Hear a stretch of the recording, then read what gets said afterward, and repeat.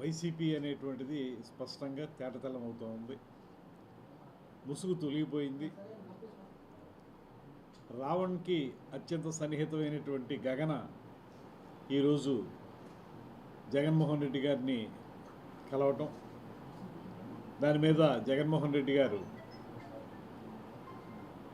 ఈ విషయంలో వారికి కావలసినటువంటి సహకారం అందించాల్సిందిగా దేవినేని అవినాష్ గారికి చెప్పడం, ఇవన్నీ చూస్తూ ఉంటే మనం ముందు నుంచి చెప్తున్న విధంగానే రావణ్ వెనక కానీ, జడా శ్రావణ్ వెనక కానీ, ప్రకారాష్ట్రరాజు వెనక కానీ ఉన్నది వైసీపీ అనేటువంటిది స్పష్టంగా కనబడుతూ ఉంది. దాంతోపాటు ఒక పక్కన క్రైస్తవుల్ని రెచ్చగొట్టి మత ఘర్షణలు సృష్టించాలనేటువంటి ఆలోచనతో రావణ్ కానీ, జడా శ్రావణ్ కానీ పనిచేస్తున్నారు అనేటువంటిది స్పష్టంగా కనబడుతూ ఉంది. మీరు ఏలూరు సభ చూసుకున్నట్లయితే దళిత క్రిస్టియన్లకు సంబంధించినటువంటి హక్కుల గురించి పెట్టినటువంటి సభలో ఎవరైనా అంశం మీద మాట్లాడారా? అందరూ కూడా మాట్లాడిన వక్తలందరూ కూడా కేవలం పవన్ కళ్యాణ్ గారిని వ్యక్తిగతంగా విమర్శించడానికి ఆ సభను ఉపయోగించుకున్నారు. దీన్ని బట్టి మనకు స్పష్టంగా తెలుస్తున్నది ఏంటంటే, పవన్ కళ్యాణ్ గారి యొక్క బలాన్ని కించపరచాలనేటువంటిది, బలహీనపరచాలనేటువంటి ఆలోచనతో వారు చేసినటువంటి ప్రయత్నంగా మనకు స్పష్టంగా కనబడుతుంది. నిజానికి దళిత క్రిస్టియన్ల యొక్క సమస్య, దళిత క్రిస్టియన్లని ఎస్సీలుగానే పరిగణించాలనేటువంటి డిమాండ్కి సంబంధించిన అంశం సుప్రీంకోర్టులో ఉంది. ఇక్కడ అది ఎవరో చేయగలిగేది కాదు. అదేవిధంగా రఘురామకృష్ణరాజు గారి యొక్క సొంత నియోజకవర్గం ఆకివీడులో ఉన్నటువంటి ఆ రామాలయం, అది కూడా ఒక వివాదం ఉన్నటువంటి సందర్భం మనందరికీ తెలిసిందే. సాధారణంగా మనం చూస్తే ఎక్కడైనా మీరు హేతువాదులో లేకపోతే ఎథిస్టులు అని చెప్పుకునేటువంటి వాళ్ళు పూర్తిగా వాళ్ళ యొక్క వాదన వినిపిస్తారు తప్పితే పాక్షికంగా మాట్లాడేటువంటి అంశాలు ఉండవు. ఇక్కడ కేవలం రావణ్ చేసినటువంటి ప్రతి విమర్శ కూడా హిందూ దేవతలను కించపరచాలనేటువంటి ఆలోచన చేసినటువంటిదే మనకు కనపడింది తప్పితే, ఆయన నిజంగా నాస్తికుడే అయితే ఏ మతాన్ని నమ్మకూడదు, ఏ దేవుణ్ణి నమ్మకూడదు, కొందరిని నమ్ముతాను కొందరిని నమ్మను అంటే అది ఎథిస్ట్ అనిపించుకునే పరిస్థితి కాదు. కానీ ఆయన యొక్క ప్రసంగాలు ఏం చూసినప్పటికీ కూడా మనకు స్పష్టంగా అర్థమవుతుంది ఇదే. దీనికి ఒక కుట్ర జరుగుతుందనేటువంటి మాట ముందు నుంచి మనం చెప్తానే ఉన్నాం. ఆ కుట్ర ఎక్కడి నుంచి నడుస్తుందంటే తాడేపల్లి ప్యాలెస్ నుంచి నడుస్తూ ఉంది. ప్రకాష్ రాజు వేరే రాష్ట్రంలో ఉండేటువంటి నటుడు. ఆయన మొన్న మనం చెప్పినటువంటి ఆడియో లీక్ బయటపెట్టిన తర్వాత నేనేదో స్పెల్లింగ్ మిస్టేక్ కోసం రావణ్తో మాట్లాడాను అంటున్నారు. నేను ఒకటే అడుగుతున్నాను, ఈ రాష్ట్రంలో ఎంతమంది జర్నలిస్టులు లేరు, ఎంతమంది పాత్రికేయులు లేరు, వారెవ్వరితోనూ మాట్లాడకుండా స్పెల్లింగ్ మిస్టేక్ని కేవలం రావణ్తోనే మాట్లాడారంటే వాళ్ళిద్దరికి ఉన్న అనుబంధం అర్థమవుతుంది కదా మనకి.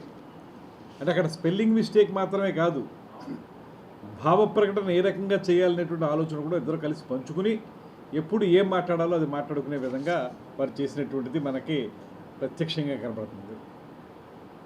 మొన్న సభలో మాట్లాడిన వారు దళితుల సంక్షేమం గురించి కానీ, దళిత క్రైస్తవుల సంక్షేమం గురించి కానీ ఒక్క మాట అయినా మాట్లాడారా? దానికి సంబంధించినటువంటి అంశాల మీద ఎక్కడైనా ఎలుగెత్తి చాటారా? అవేమీ మాట్లాడకుండా పవన్ కళ్యాణ్ గారిని వ్యక్తిగతంగా దూషించడానికి వాళ్ళ సమయాన్ని పూర్తిగా కేటాయించారు. జడా శ్రావణ్ గారు ఇంకా కొత్త వాదన కూడా తీసుకొచ్చారు. ఆయనకి సంవత్సరంలో 400 కోట్లు వచ్చినాయి, దానికి సంబంధించి ఆదాయ పత్రాలు సరిగ్గా చూపించలేదు. ఇదొక విచిత్రమైనటువంటి వాదన. మనకు తెలుసు, సినిమాలు అనేవి ప్రారంభమై ముగిసి విడుదలకు నోచుకునే సమయానికి పెద్ద హీరోల సినిమాలు అన్నీ కూడా 2 సంవత్సరాలు, 2.5 సంవత్సరాలు, 3 సంవత్సరాలు పడుతూ ఉంటాయి. 2024 అధికారికంగా ఆ ఎన్నికల్లో పవన్ కళ్యాణ్ గారు సమర్పించినటువంటి ఎఫిడవిట్ ఒకసారి చూడమనండి. ఆయన చాలా గొప్ప న్యాయవేత్తనని చెప్తున్నాడు కదా. ఆయన స్పష్టంగా ఆయనకి ఆ సంవత్సరంలో వచ్చినటువంటి ఆదాయాన్ని ఆయన ధృవీకరించి మరీ చెప్పారు. దాన్ని స్పష్టంగా తెలియజెప్పడం జరిగింది. ఇది ఒక కొత్త వాదన తీసుకొచ్చి అసలు ఒక్క విషయం నేను అడుగుతాను మీకు ముందు నుంచి కూడా. ఏనాడైనా పవన్ కళ్యాణ్ గారు జడశ్రావణ్ గారి గురించి ఒక మాట కానీ ఆయన యొక్క విధానాల గురించి కానీ ఎప్పుడైనా మాట్లాడారా? కేవలం పవన్ కళ్యాణ్ గారిని టార్గెట్ చేయమని చెప్పి వైసీపీ మీకు చెప్పింది కనుక మీరే ఎప్పుడు కూడా టార్గెట్ చేసి పవన్ కళ్యాణ్ గారిని కేవలం ఒక మతానికో ఒక కులానికో పరిమితం చేసే విధంగా మీరు ప్రయత్నాలు చేశారు. సనాతన ధర్మం మీద దుర్మార్గమైనటువంటి మాటలు మీరు మాట్లాడారు.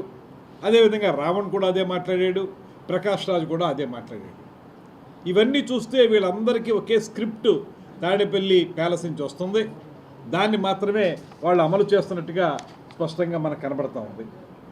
ఇక ఈ కుట్ర మొత్తంలో కూడా మనకి రావణ్ అదేవిధంగా ప్రకాష్ రాజ్తో పాటు జడ శ్రావణ్ కుమార్ గారు ప్రధానమైనటువంటి ఒక పాత్ర పోషించాడు. ఆయన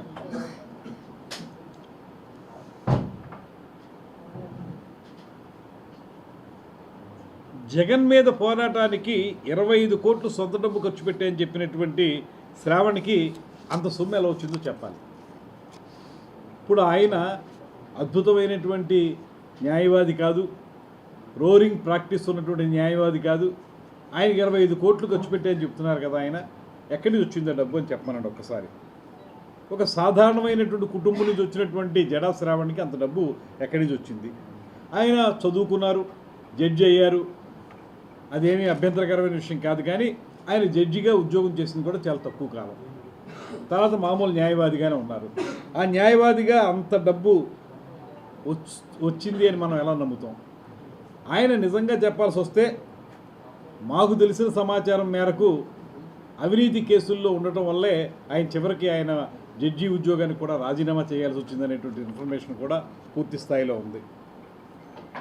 ఇక సుగాలి ప్రీతి తల్లిని మోసం చేసిన మాట వాస్తవం కాదా జడా శ్రావణ్ గారు? అది చెప్పండి. ఏమాత్రం సమాధానం ఇలాంటి వాటికి చెప్పలేనటువంటి శ్రావణ్ గారు మాత్రం ఒకే ఒక కార్యక్రమాన్ని పెట్టుకున్నాడు. ఆయనకి రఘురామకృష్ణరాజు గారికి ఇద్దరికి మధ్య కొన్ని అభిప్రాయ భేదాలు ఉన్నాయి, లేకపోతే వివాదాలు ఉన్నాయి. దాంట్లో ఎప్పుడైనా సరే రఘురామకృష్ణరాజు గారి గురించి మాట్లాడడమే మాత్రమే కాకుండా అందులోకి పవన్ కళ్యాణ్ గారిని లాగినటువంటి సందర్భం మీదే తప్పితే ఏనాడు మిమ్మల్ని పవన్ కళ్యాణ్ గారు ఒకరోజు కూడా మీ ప్రస్తావన తీసుకురాలేదు.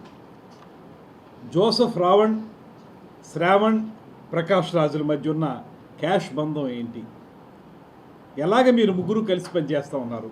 ఒకరినొకరు మాట్లాడుకుంటూ ఇవాళ రావణ్ని అరెస్ట్ చేస్తే దానికి శ్రావణ్ అంత పెద్దగా ఎందుకు ఇబ్బంది పడాలి?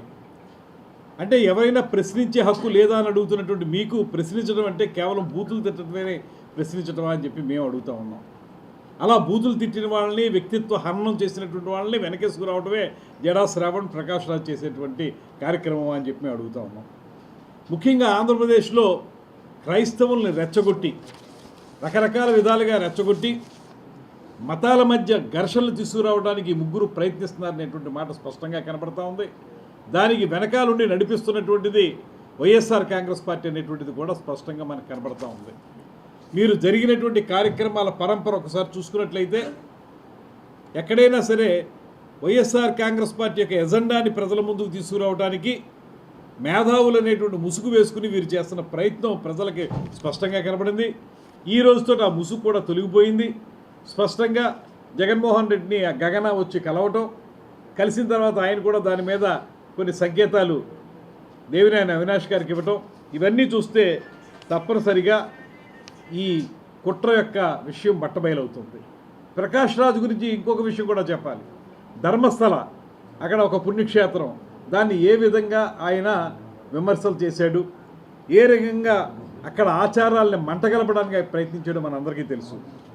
అలాంటి ఆ కుట్ర కేసులో అరెస్ట్ అయినటువంటి చెన్నై అనేటువంటి వ్యక్తి ప్రకాష్ రాజ్ చీకటి కోణాన్ని బయటపెట్టిన వాస్తవం కాదా?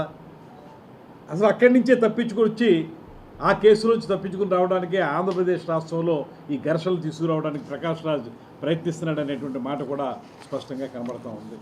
యాతావాత మనకు తెలుస్తున్నది ఏంటంటే ఇవాళ వాళ్ళందరిది ఒకటే ధ్యేయం, ఇవాళ రోజు రోజుకి బలోపేతం అవుతున్నటువంటి కూటమిని కానీ పవన్ కళ్యాణ్ గారిని కానీ బలహీనపరచడం ద్వారా ఈ ప్రభుత్వాన్ని అస్థిరపరచాలనేటువంటి చేసే ప్రయత్నంలో భాగంగానే వారందరూ ఈ రకంగా ప్రవర్తిస్తున్నారనేటువంటి మాట స్పష్టంగా కనపడతా ఉంది.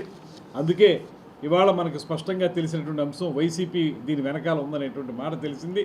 దాన్ని ఇక ముందు ఏ రకంగా ఎదుర్కోవాలో తప్పనిసరిగా ఎదుర్కొంటాం అనేటువంటి మాటని తెలియజేస్తాం.